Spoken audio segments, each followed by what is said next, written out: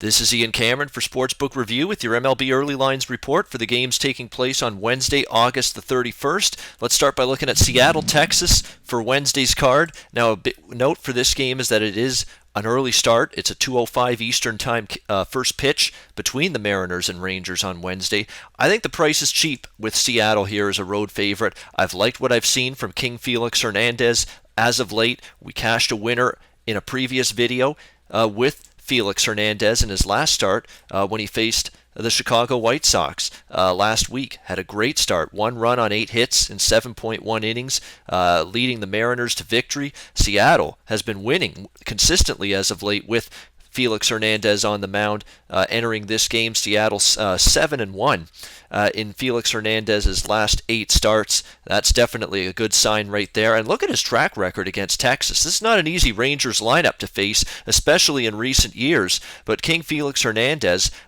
he's been able to get the job done and pitch very well against this Texas team. He is coming into this outing having allowed 3 runs or less now in 9 straight starts against Texas, and Seattle has won 5 of his last 6 starts against the Rangers. So I think it's a good matchup for him here. I think he can continue what has been a very good run for Felix Hernandez as of late. And it is worth noting, too, his ERA in daytime starts even better than his overall ERA. A 3 ERA for Felix Hernandez in 7 afternoon starts throughout this season. So I think he can match up well against Texas. And on the flip side, I think Martin Perez really on the downward slope. He's on the opposite end.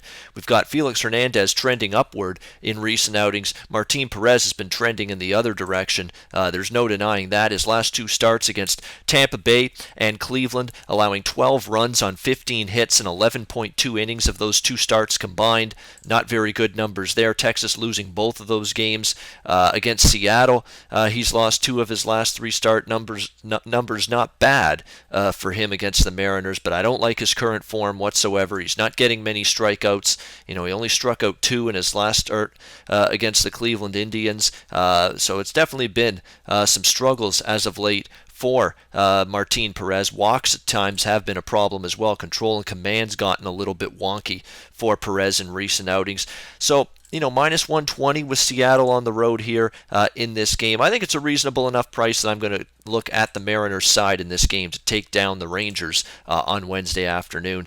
Also going to look at another road favorite on Wednesday. This one's a little bit more pricey, but you can't deny that the Toronto Blue Jays playing very good baseball right now, and they should have the edge on the mound here over the Baltimore Orioles with Aaron Sanchez on the mound. He's been very, very good this season. He got hit a little bit in his last start against Cleveland, 5 runs allowed in 4 innings, but the Blue Jays sent him down to AAA, really allowed him to get his arm rested a little bit, and I think he's going to come back up to the and make his return to the Jays here and feel a lot better. He's going to have more zip in his pitches, more zip in his arm, I think, this time around.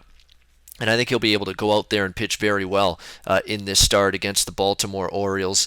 It's a team that he's faced quite a bit, and in his last 2 starts against Baltimore, really good numbers for Aaron Sanchez, allowing just 4 runs in his last 13 innings of work against the Orioles. So very good stuff from Sanchez against this lineup. On the flip side, there's no way I trust Yovani Gallardo. This guy has been a mess most of the season, a reclamation project since the Orioles signed him in the offseason. He's had a stint on the DL. He was struggling before that, came back off the DL. It really hasn't been a heck of a lot better, and he really hasn't been able to eat innings, and that's a major concern. You look at his last several starts where he's pitched 4.1, 6, 6, 5, 7, 1.1. Only 1 start there where he's pitched 7 innings, so not very good from Yovani Gallardo. In his last 3 starts, a 5.29 ERA, 10 runs on 18 hits allowed in 17 innings of work. Walks have been an issue at times for Gallardo. He's also given up at least 1 home run in 6 of his last 8 starts. That's not very good either, especially when you're facing a Blue Jays lineup that definitely has some power in it. And Gallardo against the Jays, and the last time he faced them, July 30th, 5 runs allowed in just 4.1 innings. Not a very good start for Gallardo against this Jays lineup. Just a guy I don't trust. And for this Baltimore team, the key for their starters is not only to pitch effectively, but eat innings as well, because Baltimore's middle relief in their bullpen is very susceptible. But their back end, if you can bridge from the starter to the closer, get to that back end where you have some pretty quality relievers, like a Michael Givens, like Darren O'Day, like, of course, the closer, Zach Britton, who's been fantastic.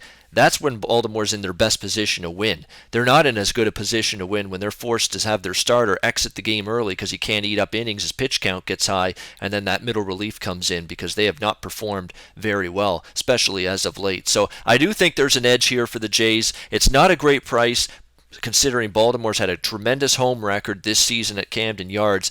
But like I've said in previous videos, I think they're starting to fade a little bit. I don't know if they've got the pitching horses to stay in this AL East race with the Toronto Blue Jays and the Boston Red Sox, and I think it's starting to show right here, right now with this Baltimore team. So I'm going to lay that moderate road price with Toronto in that minus 145 range you can get with the Jays in that one to get the victory over Baltimore.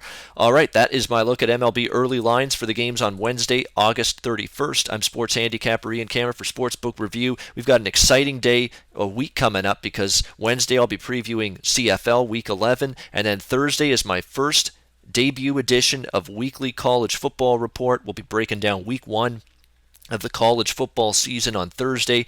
Very similar format to these MLB early lines videos. I'll be giving you some brief thoughts on a handful of games, my betting leans, betting opinions on games that stick out to me from a betting perspective. Looking forward to that on Thursday as we look to get the college football season off and running. So until next time, enjoy the games and good luck. Research before you bet.